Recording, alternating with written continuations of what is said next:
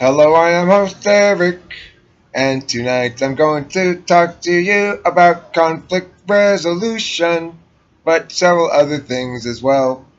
First, I'm going to talk about conflict avoidance, then I'm going to talk about conflict creation, then I'm going to talk about conflict execution, then I'm going to talk about conflict resolution. Alright, so the NTP is remarkably good at all four phases of these things. We can avoid conflicts very well. Not very successfully, but we're persistent in our avoidance. There's a lot of things where I avoid looking at my phone. It's my way of avoiding conflict sometimes.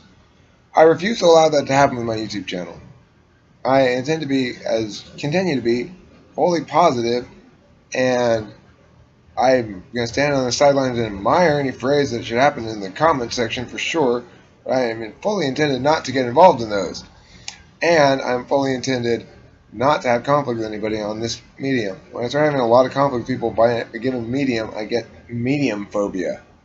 And I don't want to go on that medium anymore. I don't want to go on Facebook sometimes. Like, there was a while where I wouldn't go on Facebook because I was having too much conflict there. Long stretch of time, I wouldn't check my email because I might get conflict emails. Phone, same thing. Not going to happen on YouTube. Period. First of all, I'm not being that fighty. There's no reason anybody to fight with me. And second of all, I'm going to make videos about it. That's why. Because I'm going to keep making videos about it. It's really hard to win a fight against somebody on his own YouTube channel because he's the only one who can put videos up on it. You know? It's an unfair situation to anybody wanting to fight with a YouTube video maker who, unless the person wanting to fight, him or herself makes YouTube videos. So, not fair. But I gotta talk a little bit about conflict because I'm in the middle of some over nothing at all of any merit. And it's frustrating to me. I mean, my end of the conflict, as I have become increasingly annoyed at this point, is totally meritorious. Because my conflict is over an unwillingness to be objective in addressing the issues at hand. And that's a good reason to be mad. Because then you're saying, you haven't brought the right tools to do this job. You're not complaining about how they're doing the job. You're not complaining about whether we should build this kind of house or that kind of house or any of the other things that people sometimes might complain about that are legitimate complaints or legitimate points of dispute. But if, in fact, you come to the dispute party ill-equipped to engage in any dispute because you are refusing to use the tools of dispute, which include objectivity and the ability to parse, right? Parsing language such that you can split babies in half, no problem, if you lead with NE and keep them alive. So, what I mean by this is, this thing happened. You feel wronged. I feel not like I did wrong, and now increasingly wronged by your accusations of my having wronged you.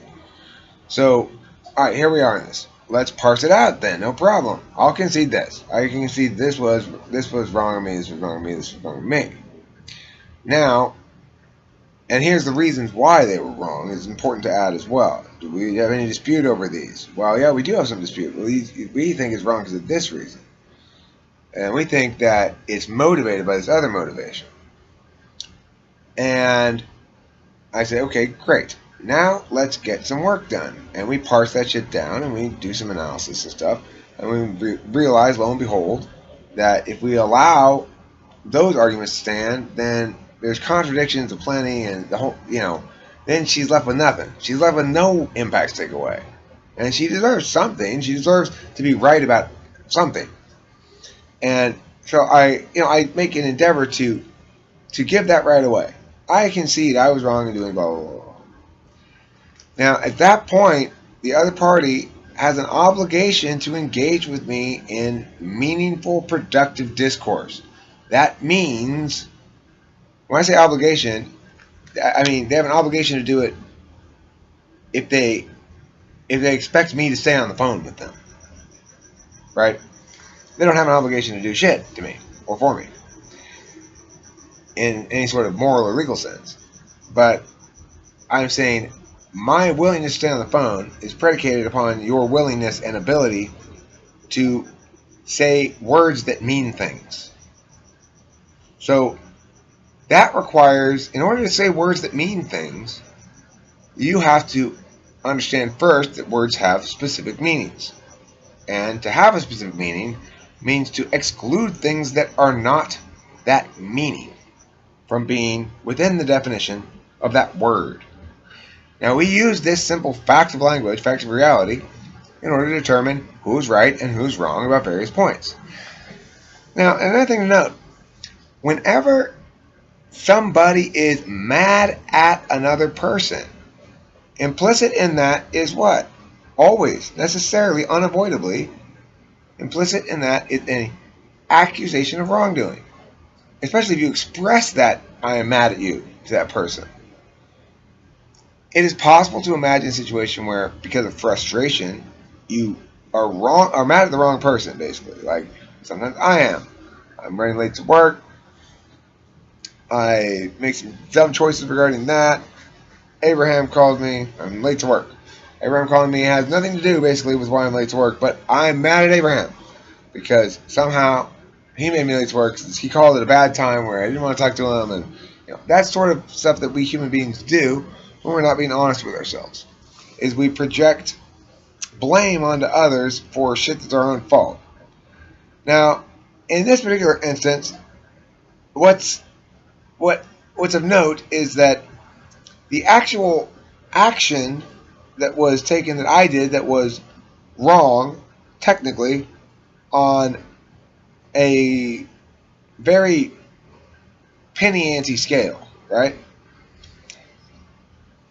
That wrong action of mine is conceded right away, can leave some feeling unsatisfied, right? Like, well, but you said, okay, you admitted you were wrong when you did that, but you're not displaying remorse, or you're not displaying whatever. Well, I would display remorse if there were damage done. So at that point, we have to talk about the utilitarian calculus. But in terms of the actual deontological issue, the binary issue of if I'm right or wrong, we can see that right away, and then we can explore those issues as well. But we're not done with the checking of the field and the initial pointing out and conceding part, right? Yeah, we did my half of the field, and you pointed out X, Y, Z, and I said, yes, correct, I concede. Oh, no, that one's not right, actually. You're wrong about that one. Now let's go on to your side of the field. Wait, no, I thought the game was over. No, the game's not over. We haven't finished checking your side of the field. We haven't even started checking your side of the field. So how about this right here? On your side of the field, letter H. What about that one? And she's like, anyway, back over to your side of the field, X, Y, and Z. Okay, look, I conceded those. Now, let's go to letter G on your side of the field. All right, I talked about H. You didn't answer me about H. Well, let's try G. Okay, well, X, Y, Z again. I already conceded that. This is the third time you've fucking done that. Now, let's talk about G, H, but I also want to point out M. Can you give me an answer to one of those? So far, you haven't answered anything. X, Y, Z.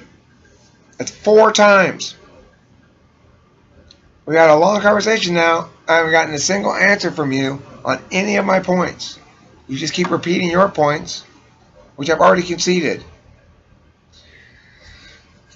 If you're engaging with me in this conversation, do not expect me to be pleasant about it, please.